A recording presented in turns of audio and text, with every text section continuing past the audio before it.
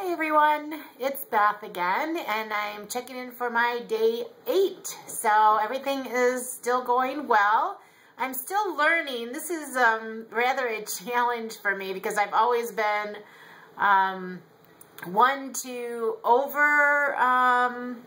analyze everything, and I'd always make sure that I did my research before I started something. And this is the first challenge, or the first dietary measure that I've taken without delving into the research as much as I usually do. And I think that's because I feel pretty confident where I'm at right now in my weight and where I'm at in my health, that it could only get better from now on with this type of diet. So, and if it did get worse, I would find out right away. So, because I do know my body now, where I didn't really know my body really well before. So to say that, I had my first smash of reality today, and I was so glad that I am doing this Banana Girl Challenge, because one of the girls in the challenge noticed, you know, because you put your diet, what you had for the day, and then all the other girls can see it, and then they can tell you or give you tips. And one of the things that I was doing was food combining, which I didn't really even know that there was a taboo on food combining, or there were certain things that you should or shouldn't do. And one of them was combining fats with sweets. Well, as far as fruits with fats. And with my coconut water, I was also taking the coconut fat, or the coconut meat per se, but it is basically fat, and having that in my smoothies every day. And that's been since I started this adventure. So, which can cause insulin problems. But anyways, this is the information that I found out, that basically it's a diabetic alert that from combining the fats with your sugars. And they said fat combining, basically fat binds the insulin in the bloodstream, making it ineffective. Insulin is released by the pancreas when we eat sugar and fruit. So mixing it with the two means neither is digested. Some people complain of, you know, pain or bloating, and that'll indicate this. I mean, I didn't have any of those symptoms. I mean, I had bloating, but I thought that was due to eating so much fruit. And then it said, yes, you can have, you know, that I could have coconut meat on this lifestyle, but you should avoid mixing it with sweet fruits, because although fats and fruits are very tasty combination, fruits digest relatively fast, fats digest really slow. It can cause your blood sugar imbalance, candida, overgrowth, and even diabetes.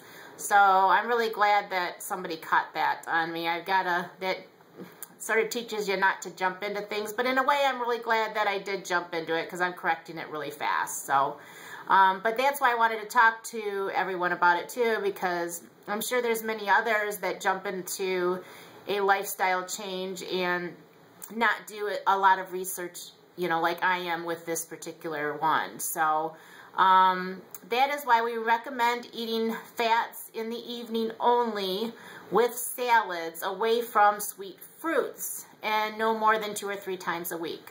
So that's my little lesson on fats and sweets for today that I learned, and hopefully maybe somebody else doesn't know this too, that I'll be helping them also. So it's kind of interesting, like I said, doing this totally opposite of what I normally would, which is research the heck out of it and then jump into it. I'm sort of just diving in face first, and I think it's because it just feels right. So, and like I said, I've really listened to my body over the years, and it just feels right for my body. So I feel I have nothing to lose. But I did get a really good buy today too. I went to the fruit market again, and believe it or not, you know, I was complaining about how I didn't have any ripe bananas, and I had to freeze all my bananas, which was kind of a bummer, because I have to figure all this out again, being a newbie, and I, you know, didn't do my research as well as far as how to do this. So I guess I'll show you guys what I got. which is, again, they had the $2 bin. So I ended up getting all of these bananas. I got 2 boxes for $2.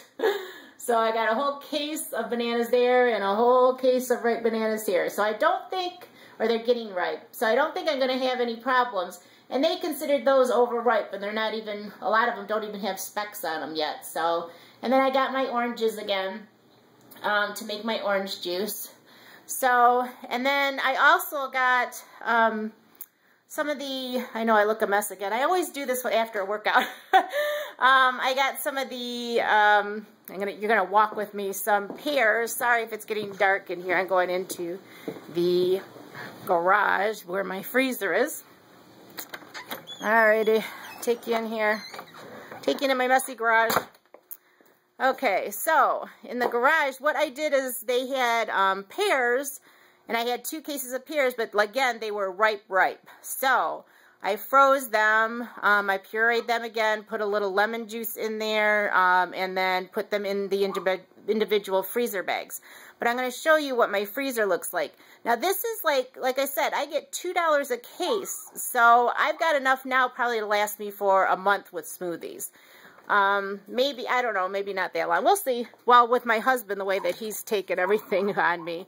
Because now he's really liking the smoothies. What he's doing now also is he likes the, I have frozen oranges in here and nectarines.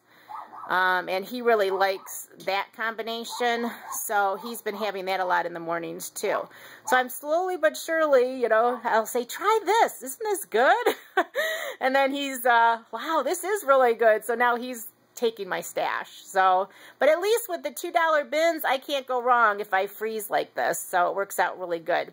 But this is what, hopefully you guys can see, but this is what my freezer looks like.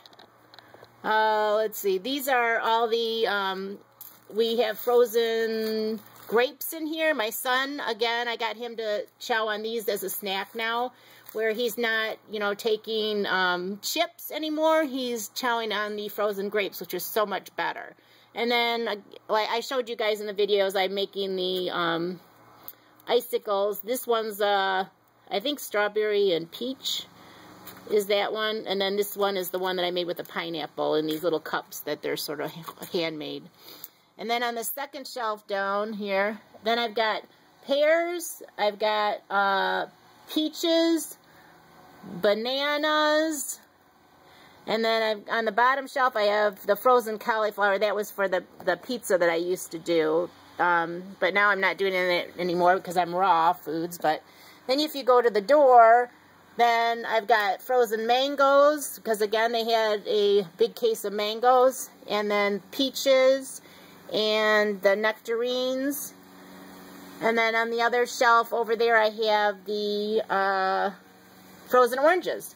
So I'm pretty much set, I think, for a very long time on my smoothies. And again, when you can buy them, you can buy them for $2 a case. I mean, that's a very affordable way to do that.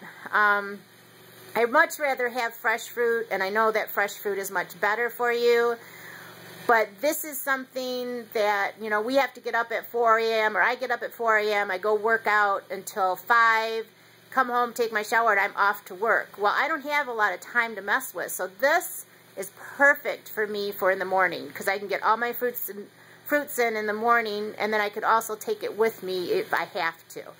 So it makes it really, really easy. I've also actually taken them and put them in the freezer at work, and then taken it out a couple hours beforehand to have a smoothie for lunch too. So it's just, you know, it's something that's easier for us to do on the run. But I've really, like I said, I've been enjoying this lifestyle, and I'm sort of enjoying the excitement of learning while I go, which is, like I said, it's definitely not me, but it's working out great. So again, I am a newbie, and if there's anybody out there with any suggestions, please write them below. Thanks.